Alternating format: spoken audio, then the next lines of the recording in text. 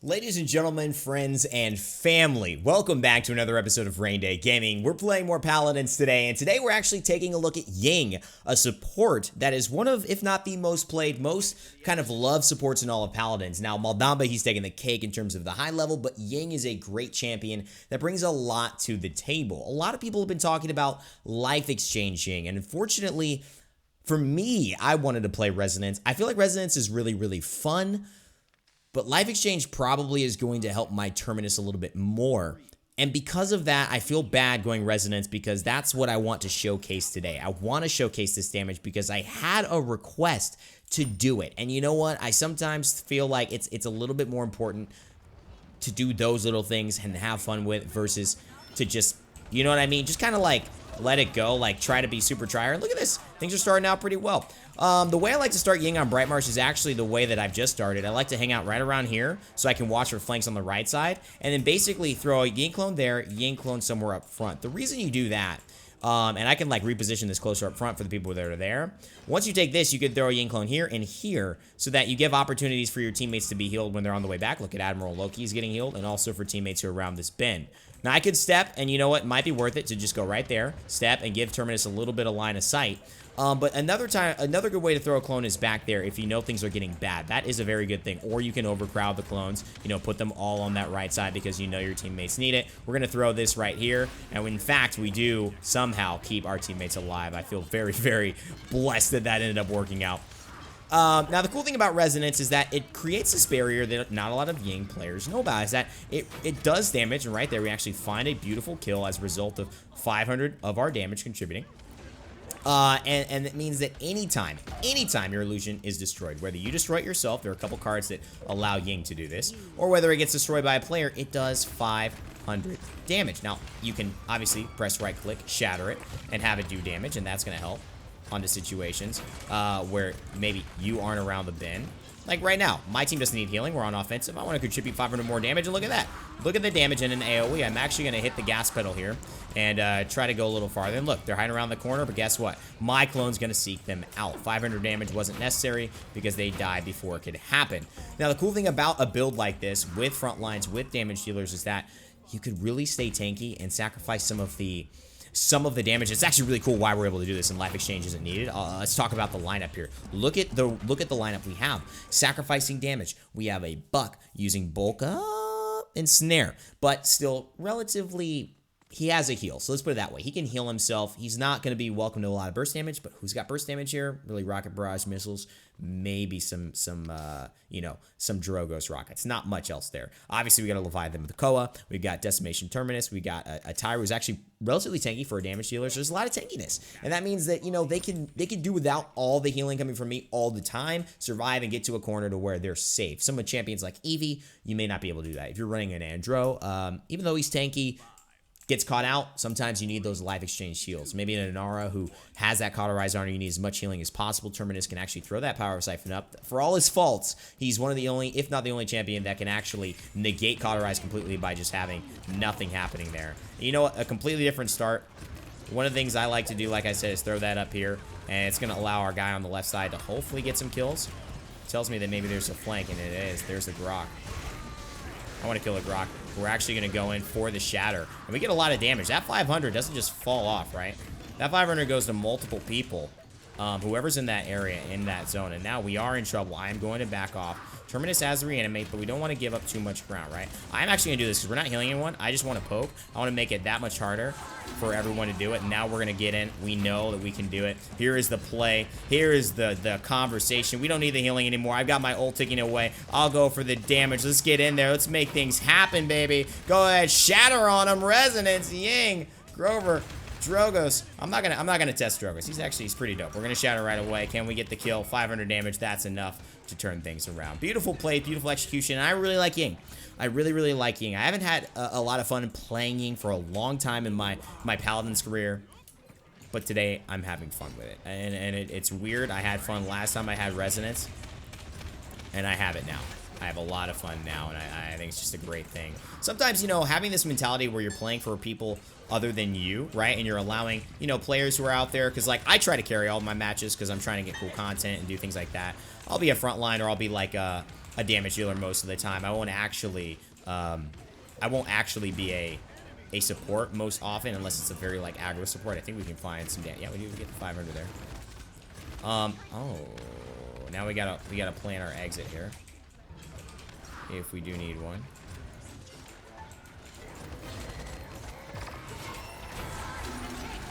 We're gonna go ahead and use that ultimate. That's why we're running morale boost. Everyone's gonna go back up, and as a result of that, because I have morale boost and we're using our ultimate, I actually don't feel like I really actually need to do much. Now, the cool thing about Ying clone is she actually body blocks, right? So you can hide around them, and Ruckus's bullets aren't going to hit through that clone, which is a really nice thing. It'll block dragon punches. It'll do a lot of things like that. So it's a really, really cool aspect. And Bright Marsh is a great map for something like Resonance. Life Exchange is really good when your clones can't reach multiple people, like when you don't have the ability to do that and then have a clone reach them.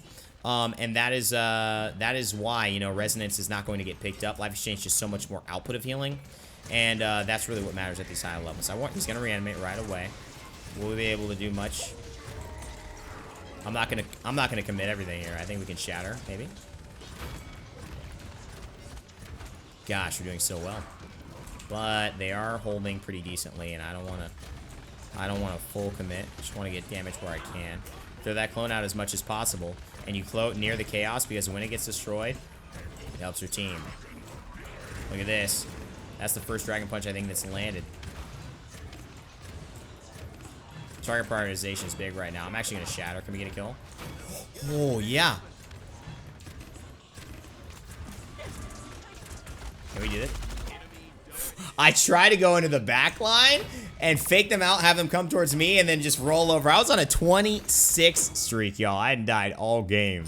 That was actually pretty lit. Is it record time? I think it's cauterized time with 2 healers. I think it's cauterized time.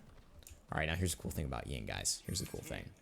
9, 8, ultimate is ready. 6, 3, 2,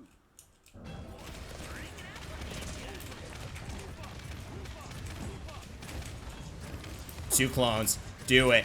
Get it. Get. Unlucky there. I went for the big plays. That's why I have morale boost 3. I ain't worried. I got 30% back on my ultimate. I mean, I'm okay, guys. We're okay. We'll have a chance. We got to win a good fight again. We almost got the push. We used some ultimates. I think the reanimate, if used then, would have been the difference maker, but it was unfortunately used a little early. You know, my morale boost maybe used a little early. Yeah, you never know. But we wanted to have some fun. I wanted to talk Ying. I wanted to spend a little bit more time with you guys today as well. Raynday, throwing games for watch time? No. Me? Never. Never, says Vivian Wink right here. By the way, this is the Banshee skin. This is the one you buy with the doubloon, the gold doubloon. It's super, it's a very hard skin to get. I mean, obviously you get one to gold doubloon, you can choose it, but this entire time I've only got 2 gold doubloons. So I chose the Fernando and the Vivian one because I like those a little bit better. The red Nando and the white Vivian. This Banshee one was the least amount of like value for me at least, but still a super cool skin. Alright, so we got the Terminus there, and actually, look at that. The 500 damage means a lot, doesn't it, when you're not kind of anticipating it. Already getting destroyed. We're just gonna throw this back down. Oh, no. Nice little play from them, actually. Just gonna shatter that right there. And we are gonna have to back off. Drogo's on high ground. It's kind of unfortunate. I'm just gonna shatter because, you know what, I want to see if I can get more ultimate charge. That's actually my big thing here. We're gonna have to do something. I don't think I can't touch. We've actually gotta.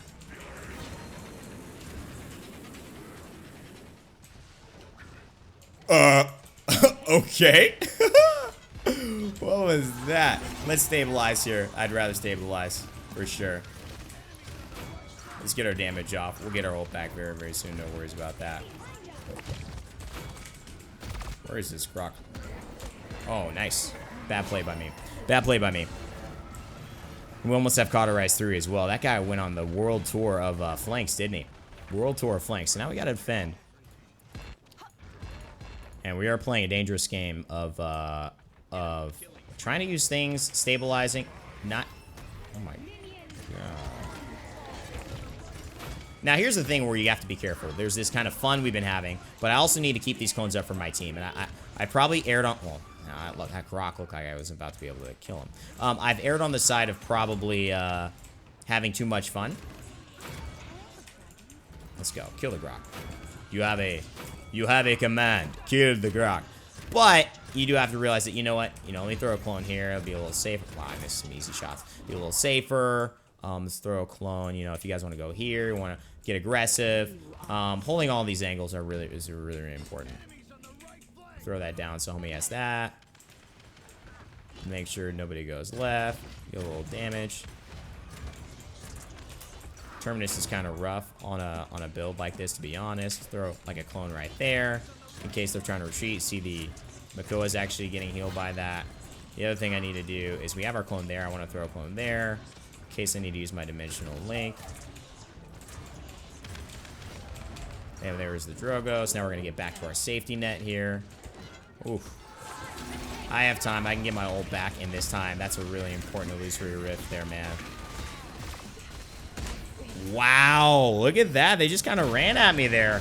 Cauterize 3 couldn't come fast enough. Thank God. Now, one of the things I've never... It's like I confirm it and then I forget what they said. Is the fact that Ying gets basically value from healing herself. Like, she can basically get rejuvenate value from healing herself. Here is where I feel like we're going to be pretty strong.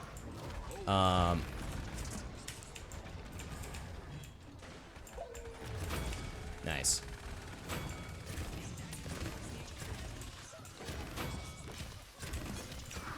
There we go. Good stuff. Good stuff, guys.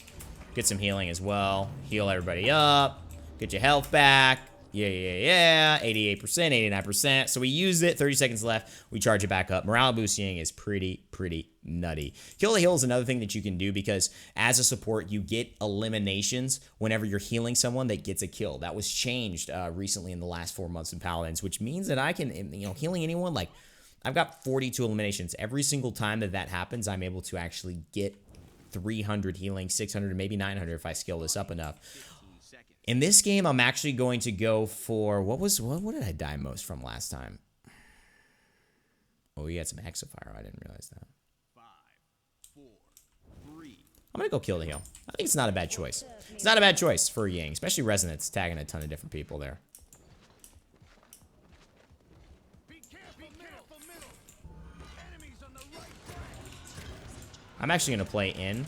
I'm going to play inside because oh, there's Drogos.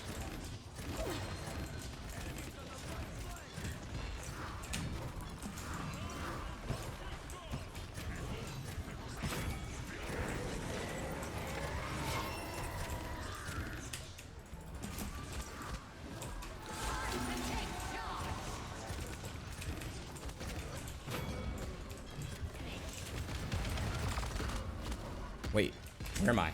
Oh, like, where am I?